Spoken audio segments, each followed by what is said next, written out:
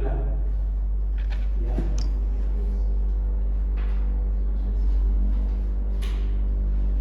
Claro, cuando el proceso de planificación queda escrito en un documento, se convierte en plan. ¿Y qué expresa? La acción planificada de una institución del sector público o privado. Entonces dice, la acción planificada de una institución. Para elaborar un plan, nosotros tenemos que pasar por varias etapas. Y los que elaboran el plan, obviamente, son personas capacitadas para poder hacer ese documento. Programa de salud. Es el conjunto de actividades agrupadas convencionalmente y dirigidas a una población de una zona determinada con el fin de eliminar, controlar y disminuir los riesgos de salud. O sea, por ejemplo, si nosotros tenemos ahorita en Iquitos un brote de tos ferina, eso probablemente no lo esperaban en el 2024 cuando se dio el plan de salud de 2025. Entonces, ¿qué es lo que tienen que hacer? Modificar todo lo que habían programado para el 25, porque no se tomó en cuenta que iba a haber un problema, un brote de tos ferina, ¿cierto? Si nosotros acá teníamos un plan para el 2019-2020, en que vino la pandemia, hubo pues un movimiento social tremendo, reclusión de mucha población, no había escolares, etcétera, etcétera, de tal manera que el proyecto del plan que se elaboró el 19 para el 20 tuvo que modificarse durante el 20. ¿No? ¿Por qué razón? Porque pues obviamente el problema respiratorio causado por quién? ¿Qué virus? ¿Qué virus? El coronavirus, ¿no? Es el que causó el problema de infección respiratoria aguda de esa época y que recluyó a todo el mundo, ¿no? Y los programas de salud tuvieron que modificar, ¿no? Por ejemplo, la hospitalización de los géneros no delgados, la hospitalización en hospitales de inicio y nuevos servicios de salud no era posible, se sobrepasó, ¿no? O sea, todo tuvo que modificarse. Entonces hay que eliminar, con el fin de eliminar, controlar, ¿no? O disminuir los riesgos de salud.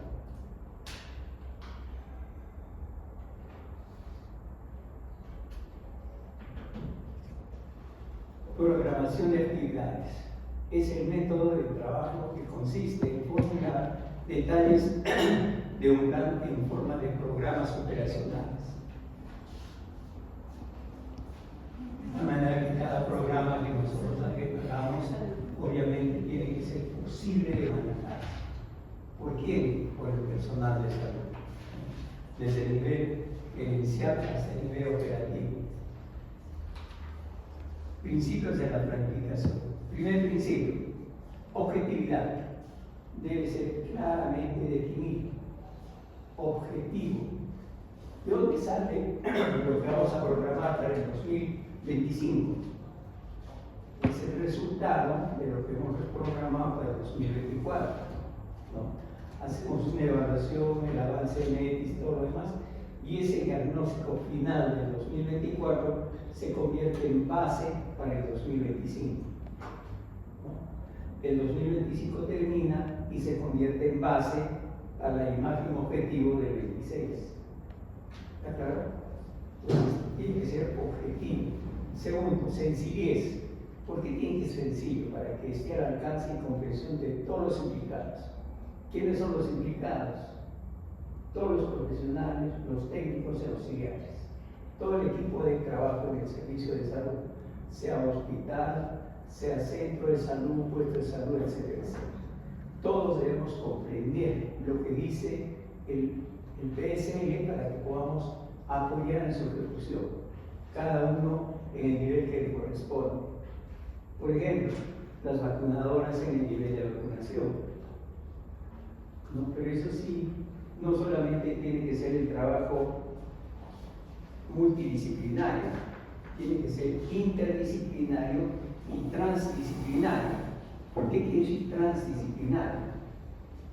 Quiere decir que el asistente social, por ejemplo, que es una disciplina, aprenda a pensar cómo piensan las enfermeras, cómo piensan los médicos, cómo piensan los odontólogos, etc. Los médicos aprender a pensar cómo piensa el resto del equipo de salud, igualmente cómo piensa el servicio social. Por eso es transdisciplinario, ¿ya? Por eso dice, para que esté al alcance y comprensión de todos los implicados. ¿Quiénes eran todos los implicados? Profesionales, técnicos y auxiliares. Profesionales de diferentes profesiones. Por ejemplo, el contador es un profesional, pero no es de salud, no es profesional en ciencias de la salud, pero sí trabaja para ciencias de la salud y tendrá que aprender a pensar como un trabajador de salud. ¿De acuerdo? Entonces, desde ese punto de vista, la programación, la planificación tiene que ser pues, muy simple para que todos la podamos entender y la podamos manejar. Uniformidad, para que todos tengan el mismo criterio y participación. Entonces, cuando se hace la evaluación final, ¿quiénes ganan? Todos ganamos. ¿Quiénes pierden? Todos perdemos. Y sin embargo, en ese criterio de participación, todos deben involucrarse. Continuidad. ¿Qué significa continuidad? Hay articulación entre los planes y el tiempo. Es decir, que lo que se ejecuta en el 24 se ha programado para el 25 y continúe, que no hay un corte. Lo del 25 para el 26, de acuerdo, previamente evaluado, todo se hacen los pequeños reajustes, pero continúa, no se interrumpe. La evaluación del 25 no queda ahí, se cortó y se acabó y hay que empezar una nueva programación del 26. Con los reajustes del caso continúa. Si no estaríamos en un eterno inicio, en un eterno comenzar de los planes. Entonces la continuidad es fundamental. Flexibilidad es otro aspecto importante de todos los planes. Puede ser reajustado y o modificado en cualquier momento, según las circunstancias, sin que pierda el diseño inicial. ¿Qué significa esto? Lo comprendemos mejor si imaginamos nosotros estar en un servicio de salud en el 19. ¿No? En el 19 teníamos todo listo para empezar el 20. Y el 20, más o menos en marzo, abril, viene el problema de la COVID. No fue pues un brote, no fue una epidemia, fue una pandemia. Y esa pandemia trajo sus consecuencias en la salud de las personas, en el aspecto social, en el aspecto económico, en el aspecto cultural de todas las personas. ¿Cierto? Hubo necesidad de muchas veces reconvertir su ocupación. Yo he visto, por ejemplo, que las personas que estaban dedicadas al transporte escolar, a muchas combis, enviaron niños a los colegios, ¿cierto? ¿Cómo tuvieron que reconvertirse esa gente para no morirse de hambre? A repartir alimentos a domicilio. Si antes recogían niños, ahora repartían alimentos. Conozco a una señora que tenía una agencia de viajes. ¿Qué tuvo que hacer con su agencia de viajes? Ya no había turismo. Reconvirtió su negocio en un spa de perritos. ¿No? Y atendía una forma y un horario muy especial para que no haya mucha circulación de gente. Y ustedes deben recordar, ¿no? En la época de la COVID, cómo fue el movimiento social. Todo el mundo tenía que salir con su mascarilla, ¿no? Con su tapabocas. Y a veces exageró un poco a salir con su protector facial. Doble máscara y su protector facial. Conservar la distancia y todas esas cosas. Ya no había transporte urbano. Si había transporte urbano, tenía que dejarse un asiento desocupado. No podía ir una persona parada, etcétera, etcétera. Todo se tuvo que reajustar en lo social. Y en salud también tuvo que manejarse de una manera muy especial, ¿no? por ejemplo, todos los servicios de salud tenían un centro, un punto donde atendían a las personas que tenían COVID. ¿Y cómo atendían a las personas?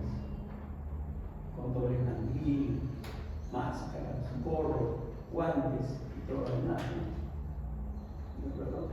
Entonces, esa es la flexibilidad con la que se tiene que manejar un plan. Equilibrio para que haya armonía entre todos los factores del juego. De tal manera que no se quiebre el plan. Si se quiebra, hay que hacer uso de la flexibilidad, ¿no? Para poder adecuarse. Todos los trabajadores tenemos que adecuarnos a las necesidades del servicio y a las necesidades de la población. Programa de salud local. ¿Qué significa PSL o PLS? Programa local de salud o programa de salud local. Es una herramienta que forma parte de la gestión en salud y es una actividad de carácter indispensable. Todos los servicios de salud deben tener su plan. Cuando ustedes vayan a sus centros de prácticas, pídanle a quien corresponda si les puede prestar por un rato el PSL. Deben tener, ¿ya? Todos los servicios de salud, por lo menos del Estado, tienen. ¿Qué servicios de salud del Estado pues, se prestan como centros de práctica? Handel, ¿no? Selva Alegre. ¿Quién más? Francisco Ordóñez. ¿Quién más? Esos son los que dependen de la región, de la gerencia de salud. Zamácola, Pedro P. Díaz, dependen de la universidad, que es estatal, pero de otro nivel. ¿No es cierto? Entonces es importante, debe tener su PSL. No pregunten, si no tiene PSL, debe tener plan operativo institucional. O también llaman plan operativo vigente. El uso del PSL concentra la atención del personal en un conjunto de metas predeterminadas según las necesidades locales y ordena la asignación de los recursos para que todas las actividades programadas sean ejecutadas. Obviamente, falta personal en algunos servicios de salud y sobra en otros. Entonces, por ejemplo, si nosotros tenemos un establecimiento de salud 5 médicos, de repente otro tiene solo 2. Entonces, ¿qué es lo que hay que hacer? Racionalizar al personal, poner donde se necesita. ¿Y cómo se evalúa el personal que se necesita? A través del rendimiento, ¿no? ¿Cuántos pacientes se atendió este año? ¿Cuántos se proyecta atender? Lo que tenemos no va a alcanzar. Para ello tenemos que hacer una programación operativa, no una programación ideal. Lo ideal, por ejemplo, para una población de 1 millón de personas, ¿cuántos médicos se necesitan? Eso es lo ideal. Lo real, ¿cuántos médicos se tienen para atender ese 1 millón de personas? Eso es lo real. Lo ideal, ¿cuántos médicos se necesitan para atender 1 millón de personas? La programación, a la medida de lo posible, siempre tiene que ser real, ¿ya? Luego dice, debe manejar el criterio de integralidad, ejecutando actividades de promoción, prevención, recuperación y rehabilitación de las actividades de gestión institucional. Entonces la programación debe ser, pues, debe tener ese principio, ese criterio de integralidad, ¿no? No solamente trabajar en la recuperación, tenemos que trabajar desde el punto de vista de la promoción, la prevención, la recuperación, el diagnóstico temprano, ¿no? Y luego la rehabilitación si acaso se necesita. Es para eso, recuerden el esquema de rehabilitar de la historia natural de la enfermedad.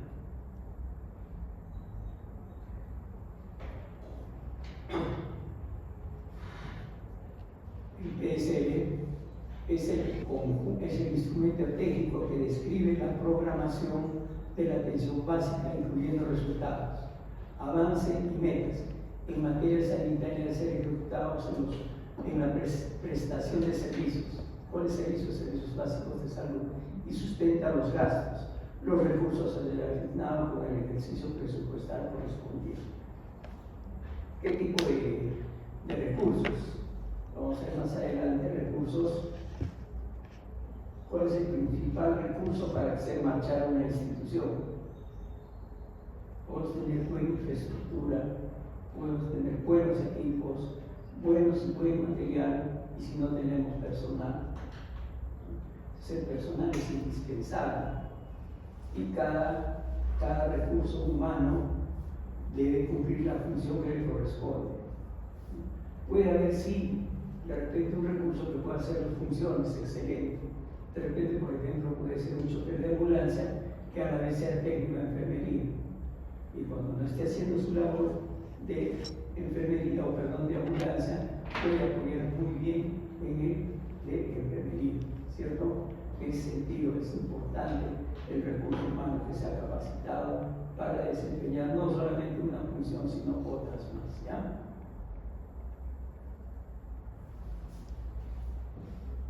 ¿Quiénes participan?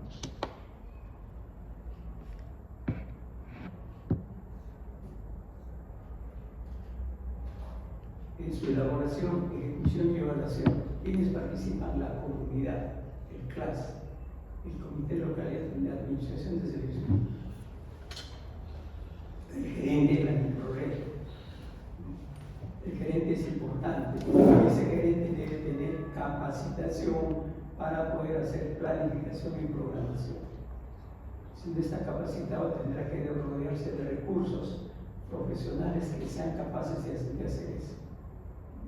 Entonces, por eso es que el médico a veces queda marginado, porque no se encuentra capacitado como para hacer estas actividades, ¿no? Otra persona importante, el Comité Técnico Asesor y los responsables de las unidades de servicio del establecimiento de salud. El Comité Técnico Asesor. ¿Quiénes forman el Comité Técnico Asesor? Las personas que van a asesorar al gerente, al director en la programación, ejecución y evaluación del plan local de salud.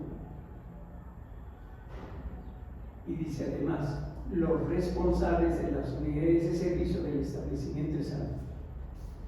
De repente son responsables de servicio, por ejemplo, el responsable de saneamiento ambiental, el responsable de inmunizaciones, no forman parte del comité técnico, pero sí se les puede incluir en el momento necesario.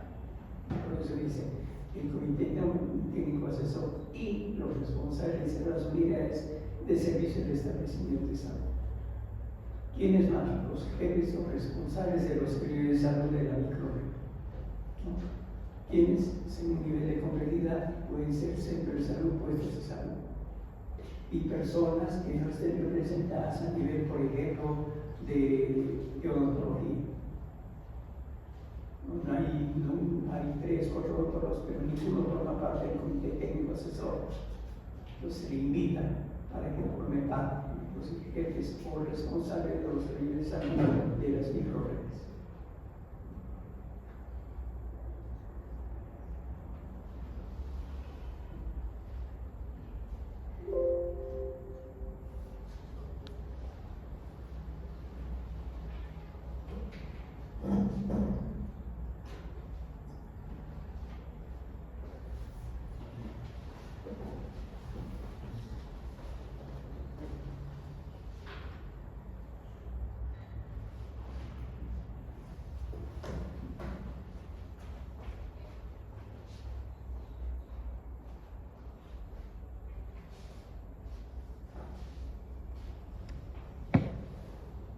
Entonces, los jefes o responsables de los servicios de salud de la microred que no forman parte del comité técnico asesor.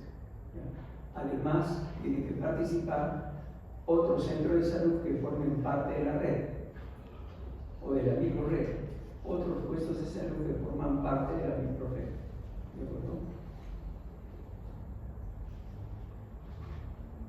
¿Cuál es la estructura y contenido del programa de salud local?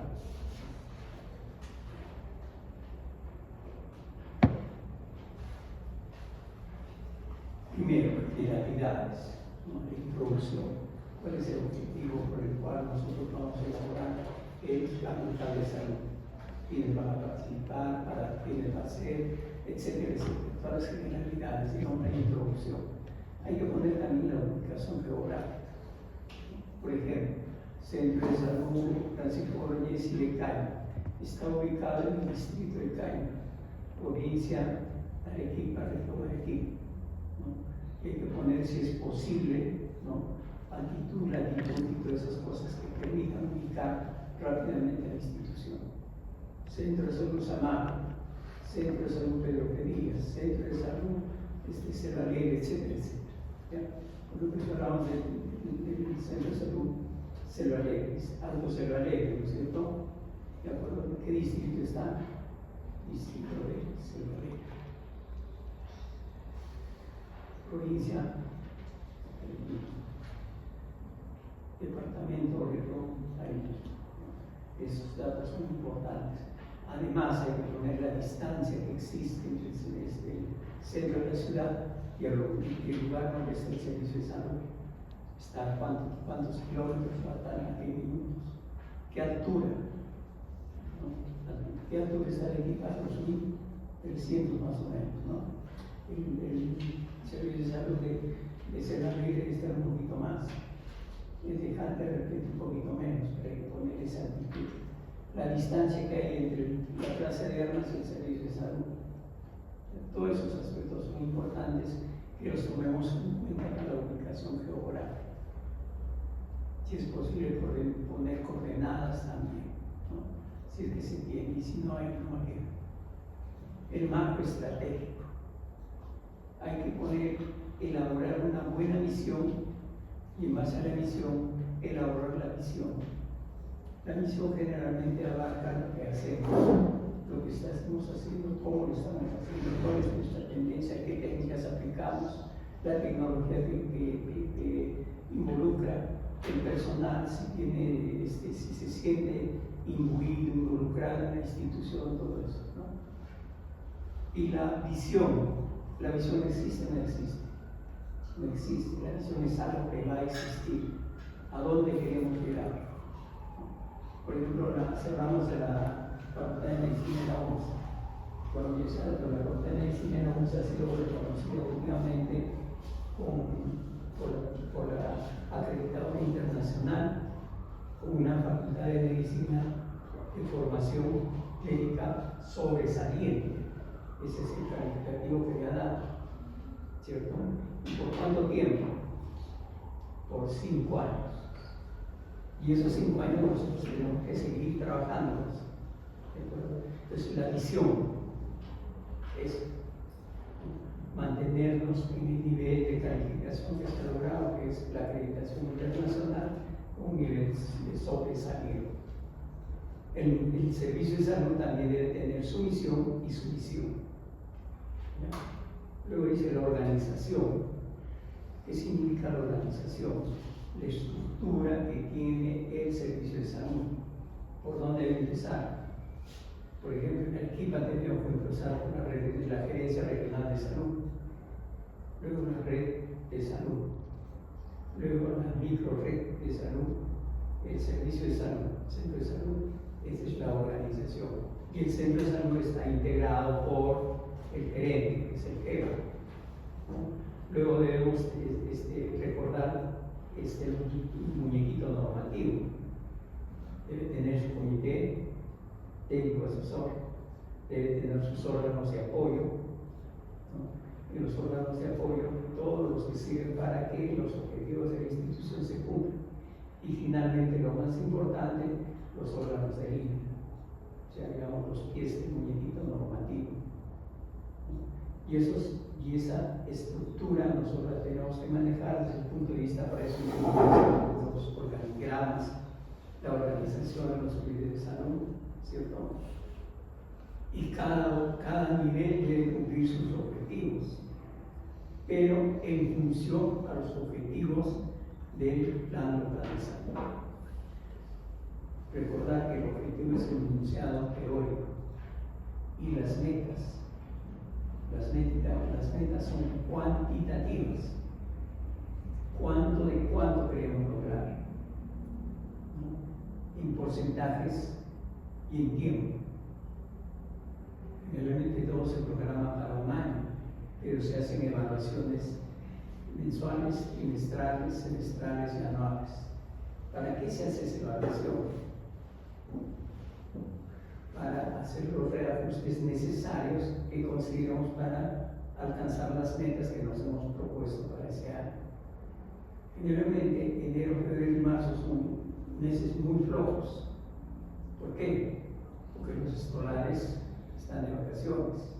Por lo tanto, no hay esa alianza con la institución educativa para poder avanzar metas ahí. Los niños, la mayor parte de gente se va de vacaciones en enero, en febrero y regresa en marzo, ¿no? Y durante esos meses la asistencia a los servicios de salud va a ser menos. Por ejemplo, ustedes saben que acá en la Facultad de Medicina no hay clases generalmente en enero y febrero, ¿no? Los alumnos van, de repente algunos regresan a su lugar de origen, otros se van de paseo, de vacaciones, ¿no? Y cuando salen de vacaciones y se enferman, ¿dónde van? A su lugar de origen, no van donde lo necesitan. Y eso que ocurre con los estudiantes de medicina ocurrirá con toda la sociedad, con toda la población. Por eso cuando se hace una evaluación del primer trimestre, casi ningún servicio de salud ha alcanzado el 25% de avance de metas. Pueden tener 10, 15%. Y eso significará, la evaluación que significará, elaborar estrategias. ¿Para qué? Para ir recuperando el porcentaje de avance de metas que no se ha realizado durante el primer trimestre. Se hace la evaluación en el segundo trimestre. Si estamos atrasados, hay que elaborar estrategias para ir recuperando. De tal manera que ahora, a esta altura, por ejemplo, ya se debería estar cerca del 85-90% de metas. Ya vamos a terminar diciembre.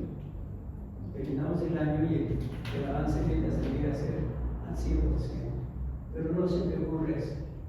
Siempre se está atrasada en la evaluación de metas para el programa local de salud. Luego tenemos que ver la estructura de la población. Cuando hemos hablado de políticas de salud, hemos hablado de la estructura de la enfermedad, de qué se enferma la población, por grupos etarios, etc., ¿no? ¿De acuerdo? Esa es la estructura de la enfermedad, la estructura de la muerte, de los fallecidos. ¿Por qué mueren y a qué edades mueren? ¿Para qué sirve eso? Para la distribución de los recursos. En este caso, por ejemplo, la estructura de la población. ¿Qué población vamos a atender? La población general, población por sexo, población por grupos etarios, ¿no? Población femenina, ¿no? Población de gestantes. Eso es importante que nosotros tengamos en cuenta para poder avanzar.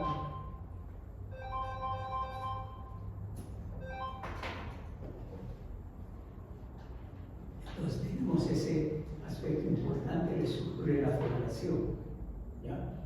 Si tenemos una población, actualmente la curva, la pirámide poblacional va invirtiéndose, ¿no? Antes nacían muchos niños, ahora no nacen tantos, no mueren tantos, pero sí la población de la tercera edad está aumentando.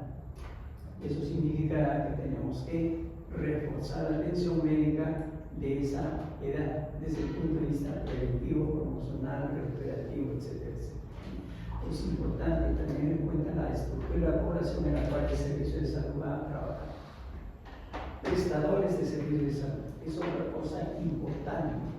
Hemos visto nosotros qué servicios de salud tenemos, ¿no? Salían las Fuerzas Armadas y Policiales, Seguridad Social, ¿qué más?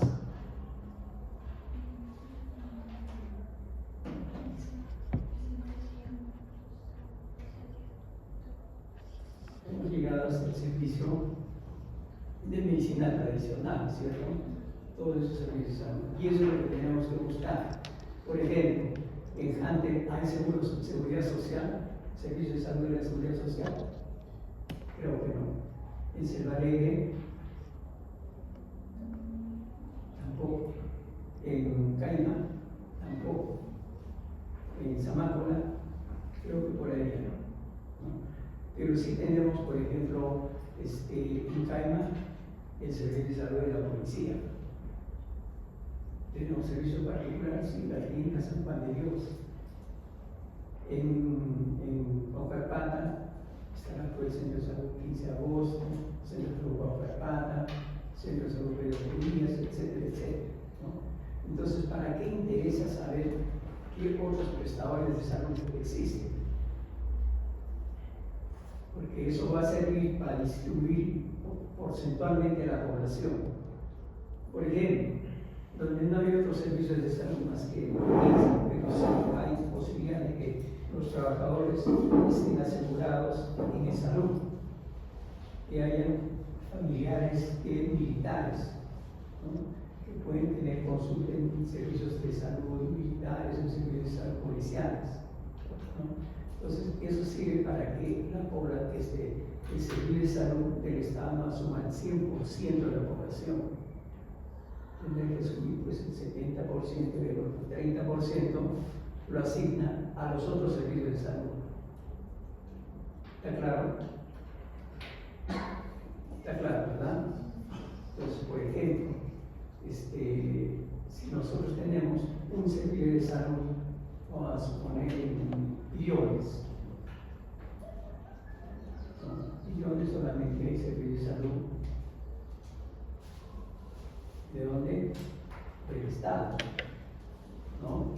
Y no hay otros servicios de salud. Entonces tenemos que programar el 100% de la población. Pero si nos vamos a Tintaya, en Tintaya habrá pues servicios de salud de la mina, servicios de salud del Estado, servicios de salud que nosotros tenemos que fraccionar la población. Darle el 70% al ministerio y el resto para los otros servicios de salud. ¿Ya? Es importante conocer qué prestadores de servicios de salud, porque eso también va a servir como un aspecto de referencia en casos de emergencia o desastres. Por ejemplo, todos los servicios de salud del MINSA acá en Arequipa, en la ciudad de Arequipa, tienen como referencia el Hospital Autónomo de Delgado y el Hospital Goyeneche.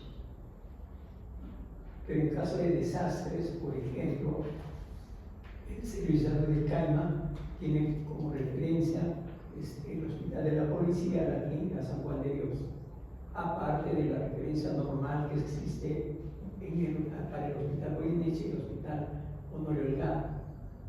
Habría que dar prioridad de referir a los pacientes críticos a la policía, porque se entiende que los hospitales Honorio Delgado y Goyeneche van a estar sobrecargados de las necesidades de atención. ¿De acuerdo? Entonces, por eso existe esa distribución de los servicios de salud que nosotros debemos conocer en los centros puestos de salud. ¿Está claro? Indicadores sociales, culturales y económicos. ¿Cuál es la estructura social que tenemos en la población del servicio que estamos trabajando? Culturales, nivel cultural. ¿Qué otros servicios de salud y cultura existen, por ejemplo? Pueden haber universidades, pueden haber instituciones educativas de nivel superior, tipo técnicos, etcétera, etcétera, que son culturales, mejoran el nivel cultural de la población en la que vamos a trabajar. Y el nivel económico. El nivel económico es importante. ¿Para qué? Para ver si esa población puede atenderse en servicios particulares.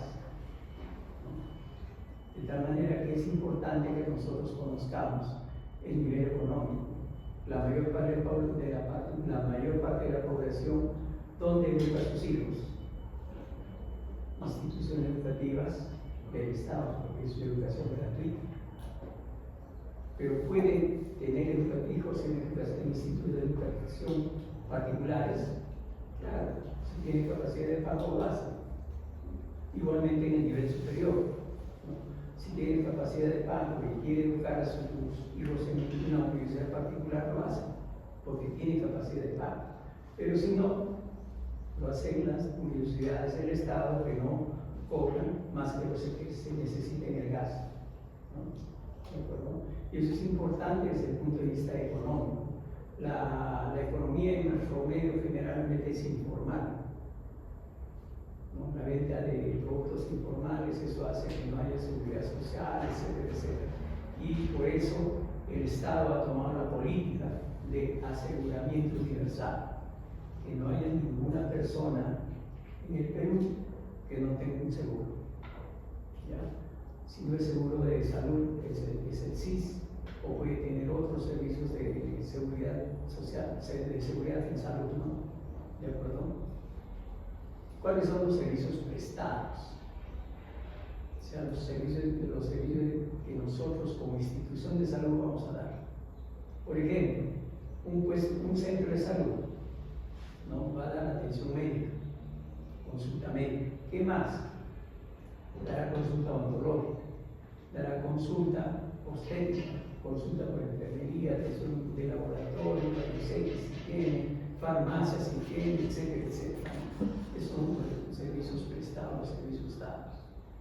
Mientras más servicios obviamente va a tener mayor demanda.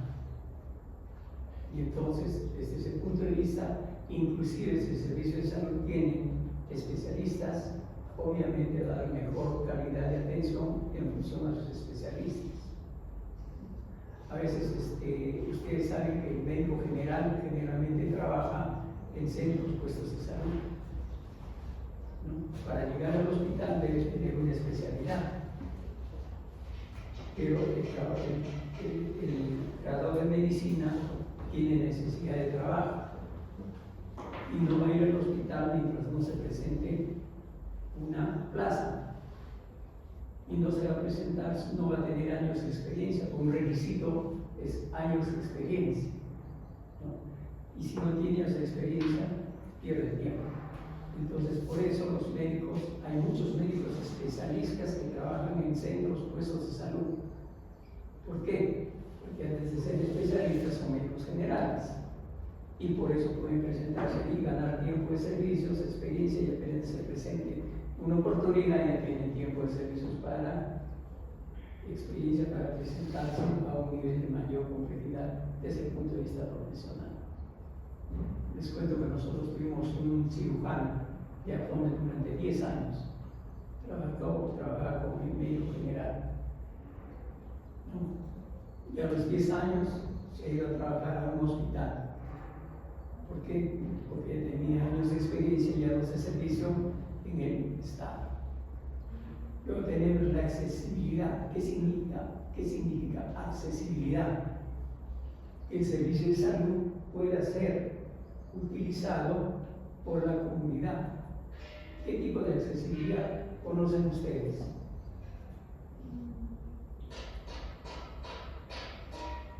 ¿Alguna? ¿Qué accesibilidad? Económica, ¿no? ¿Servicio particular, por ejemplo, es accesible a todo el mundo? No, porque cuesta, pues. Una consulta médica, ¿cuánto estará por él? 100, 150 soles. El Estado no paga nada, en la seguridad social no paga nada, ¿no? Entonces, económicamente, servicios de salud que sí son accesibles y otros no. Entonces, los servicios de salud del Estado cobran pues muchísimo menos de lo que cobran los servicios de salud particulares, ¿no? Y si tiene dinero puede acceder a esos servicios. Entonces, el servicio de salud puede o no ser accesible desde el punto de vista económico. ¿Qué otra accesibilidad? Cultural. Hay personas que prefieren hacerse atender con su curandero, con su brujo primero, y si ya no se logra, recién el servicio de salud. Pues culturalmente la población hace uso o no del servicio de salud. En la década del 80, 90, la población no hacía uso del servicio de salud para atender sus partos. ¿Quién atendía el parto? El partero o la partera tradicional. el municipio tuvo que desarrollar varios cursos de capacitación para las parteras tradicionales. ¿Por qué? Porque no estaban acostumbrados a dar a luz en el servicio de salud. ¿Por qué? Muchas veces por el maltrato. Por eso es una accesibilidad cultural. ¿Cuál es el lenguaje general de las obstetrices a las parturientas? Tome aire, puje y no grite. Toma aire, puje y no grites. Entonces, eso es un maltrato a la población. La partera no le dice eso. La partera la tranquiliza, le hace sus masajitos y todo lo demás, ¿no? Entonces, culturalmente eso prefiere la población. Hay lugares tradicionales en que el parto es vertical. En los servicios de salud el parto es horizontal. Entonces, a veces culturalmente el servicio de salud no es accesible. Y otro criterio de accesibilidad es la distancia. Por ejemplo, hay servicios de salud que solo atienden 12 horas, 7:30 de la mañana, 7:30 de la noche. Durante el resto de la noche hasta la madrugada no hay atención. ¿Dónde tienen que irse? Al hospital. Ese es un criterio de accesibilidad también, ¿no? Horario de atención. Entonces hay varios criterios de accesibilidad. Referencias. Es otro aspecto importante de referencias. Tiene que haber una cadena de servicios en las cuales el paciente puede ser referido en función a las capacidades de resolución del problema de salud que se presenta. Ustedes no sé si ya han hecho ya o van a hacer referencia con referencia. Entonces, en ese sentido, las referencias tienen que ser al servicio de salud en el que sea capaz de resolverse el problema de salud que se ha tenido. Si yo no puedo resolver un caso quirúrgico en el servicio de salud, lo tengo que referir. Y no tengo que referir en cadena, digamos, del puesto de salud al centro de salud, sino del puesto de salud de frente al hospital, porque sabemos que ahí va a ser resuelto el problema. Porque si el puesto de salud lo voy a referir al centro de salud, también no al centro quirúrgico, obviamente se va a perder el tiempo y el caso se puede complicar. Pues para eso tenemos que nosotros saber los lugares de referencia a los cuales tenemos que referir a un paciente desde el nivel de servicio de salud que estamos atendiendo. Otra cosa importante es servicios ofrecidos. La población debe ser informada oportunamente de qué servicios de salud estamos ofreciendo, ofertando en función a los recursos humanos profesionales que tenemos, ¿no? Por ejemplo, si no hay laboratorio, por gusto vamos a referir un paciente a un centro de salud que no tenga laboratorio. Referirlo a un nivel donde sí se va a atender. Si nosotros tenemos atención de laboratorio en el servicio de salud, ver qué pruebas de laboratorio se hacen. Si las pruebas de laboratorio, por ejemplo, exámenes simples, de laboratorio, hemoglobina, hematocrito, glucosa, etcétera, etcétera, se hacen ahí excelente. Pero si se necesita cultivos, ¿no? Habrá que referirlo a un servicio de salud donde sí se le haga el cultivo.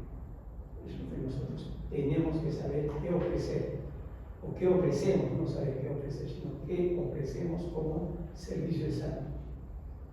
Y los problemas de salud que no van a ser capaces de resolverse en nuestro nivel, los tenemos que referir, para lo cual educamos a la población. La cobertura del año anterior. Eso sirve de base para programar el año siguiente. Para eso hacemos la evaluación del 2024 para programar lo del 2025.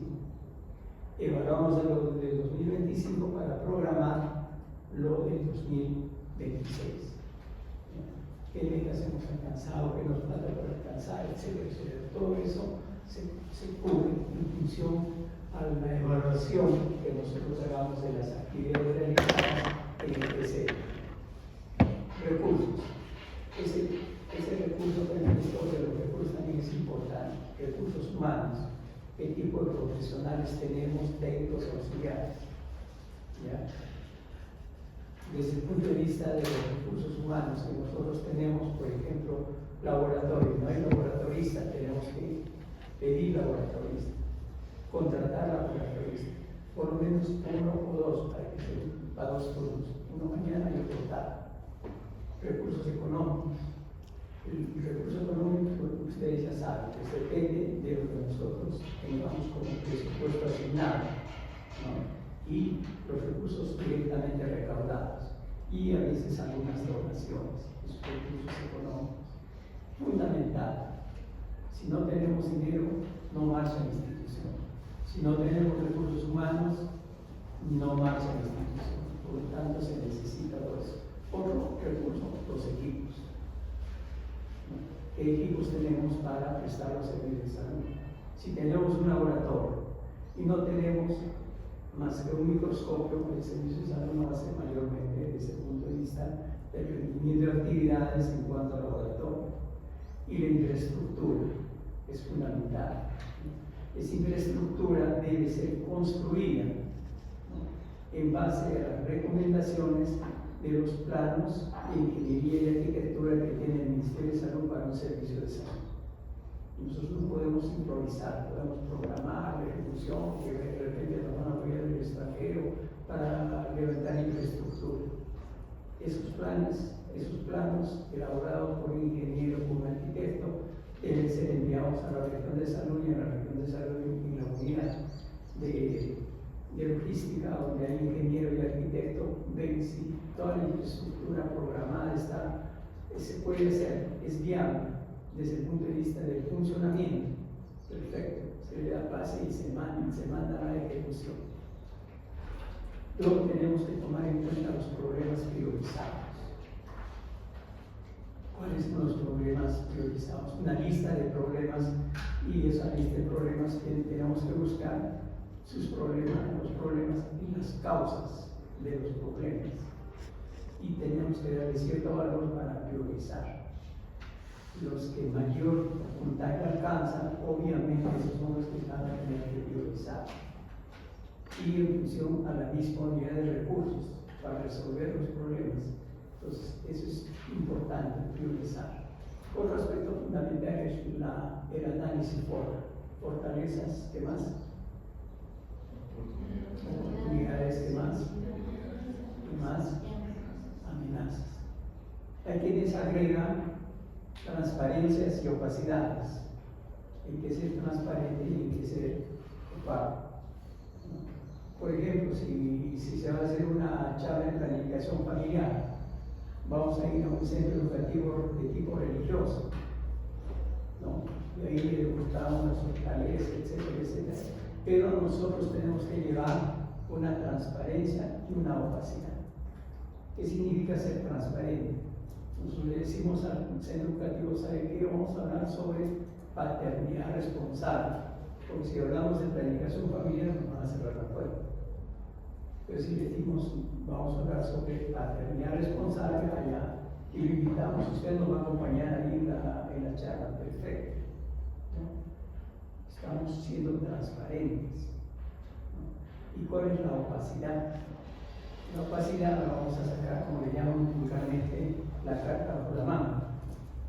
Entonces, ya una vez que terminamos la charla con los estudiantes, ¿no?, les decimos, hemos hablado solamente de los métodos naturales, pero hay otros métodos artificiales de los cuales no podemos hablar el día de hoy. Pero si quisieran informarse, los esperamos en el centro de salud, en el servicio de salud, donde trabajamos, para hablar de otros métodos de los cuales acabamos de hablar. La opacidad la hemos hecho transparente. Eso también se agrega en el análisis FODA, ¿no?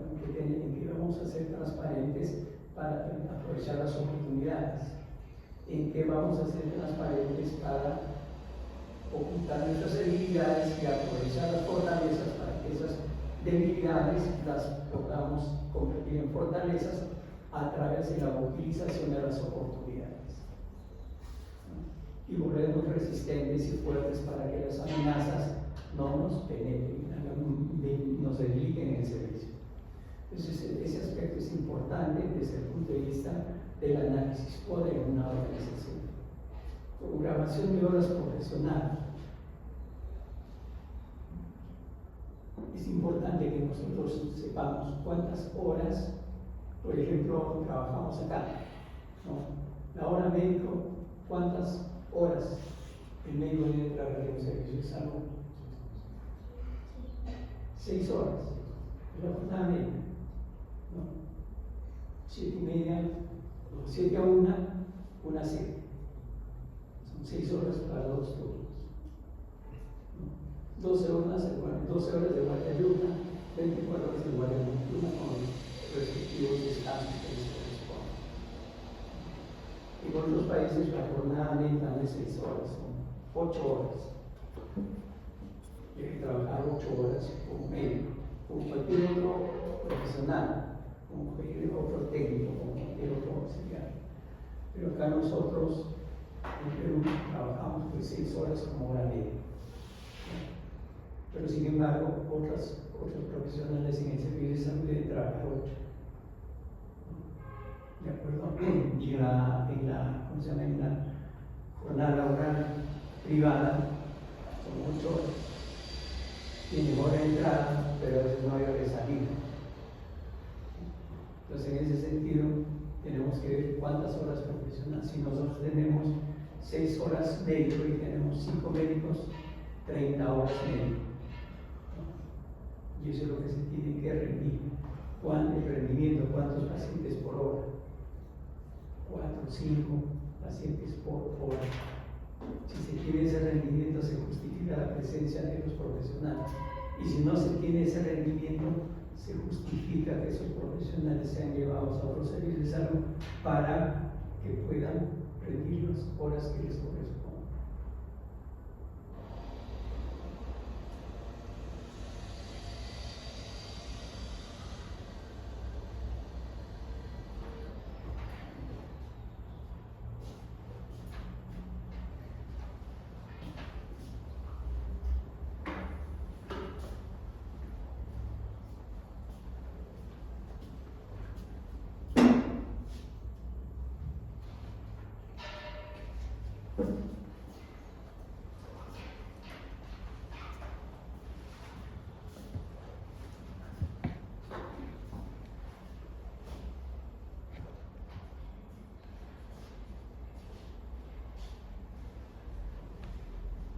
Otro aspecto, criterios y programación de salud, de la información, ¿no? El otro aspecto importante es el balance de recursos humanos en relación a actividades programadas y TCS. ¿Qué pasa si es balance, ¿no? ¿Qué pasa si nos faltan recursos? Hay que gestionar que nos sean recursos humanos, ¿no? De diferentes condiciones laborales, obviamente. Si es nombrado, mejor. Si es rotado, también. Si se está acá, no importa. Pero hay necesidad de recursos humanos, ¿no? Luego tenemos programación del presupuesto, de recursos económicos ordinarios, recursos económicos directamente recaudados. Entonces nosotros, de acuerdo a la evaluación anterior, vamos a ver, ¿no?, cuánto vamos a recibir del presupuesto económico del Estado. Ya tenemos asignado, pero nosotros podemos calcular el rendimiento económico que hemos tenido por los recursos directamente recaudados. Y también podríamos tener otro nivel económico de donaciones, ¿no?, de entidades del Estado, de la nación o de entidades del extranjero. Por ejemplo, Minero Perú tiene asignado un dinero que puede ir al servicio de salud.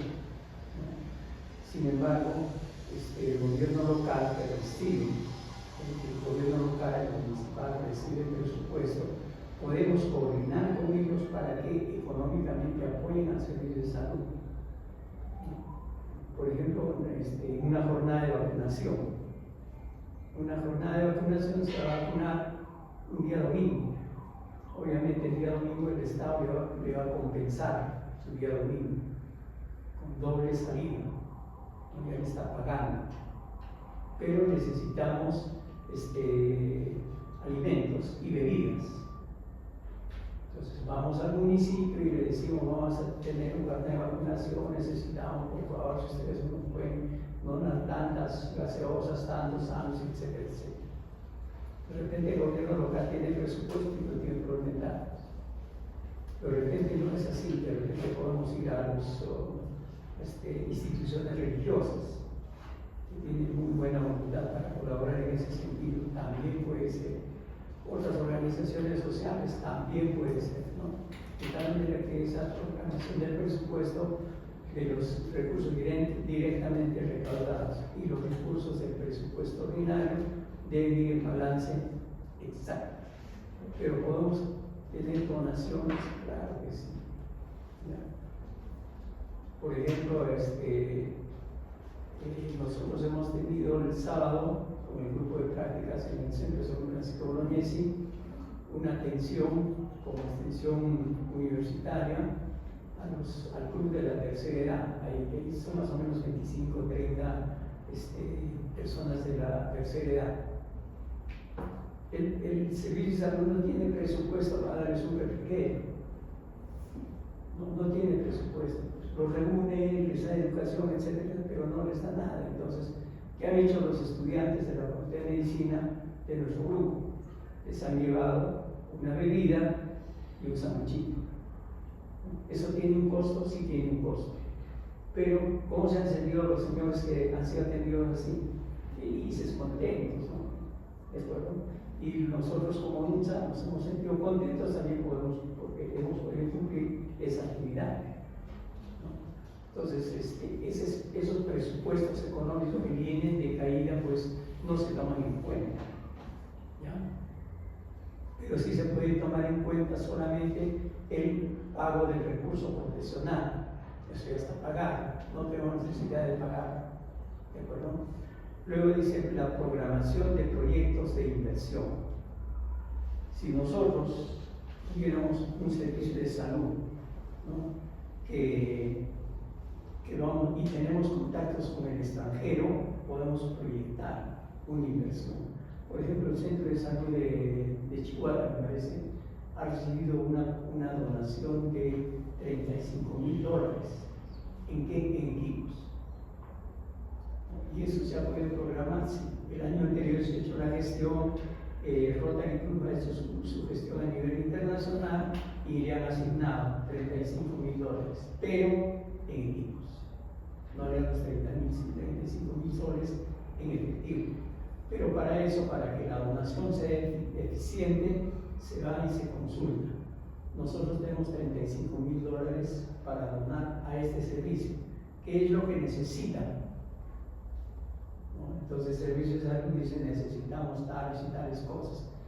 Vas a su presupuesto, si alcanza. Entonces, se compra y se dona a través de una acta, entrega pública, con invitación del municipio, etcétera, etcétera, ¿no?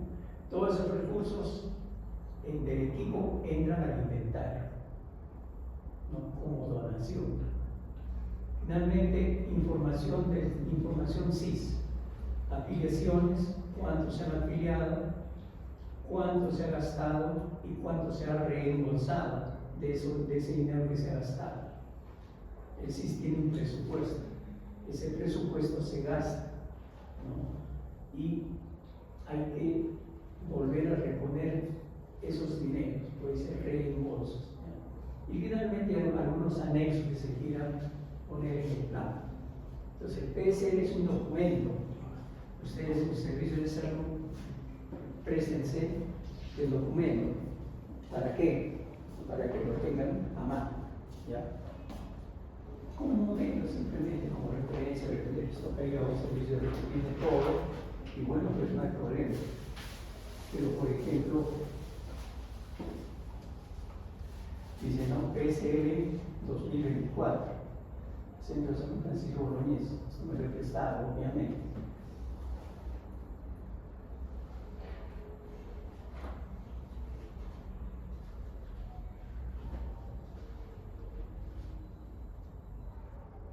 si ustedes pueden prestarse los servicios de salud donde van a trabajar para que estén de acuerdo a la realidad en la que trabajan.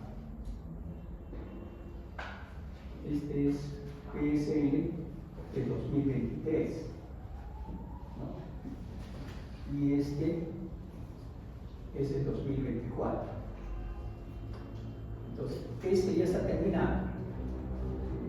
Se evalúa y se hace otro PSL para el siguiente año. Quiere decir que tiene el comité local, ¿quién más? Todo el equipo de salud, a través de sus representantes, el comité técnico, los representantes ahí. De esa manera surge el PSL. ¿Ya? ¿Alguna pregunta?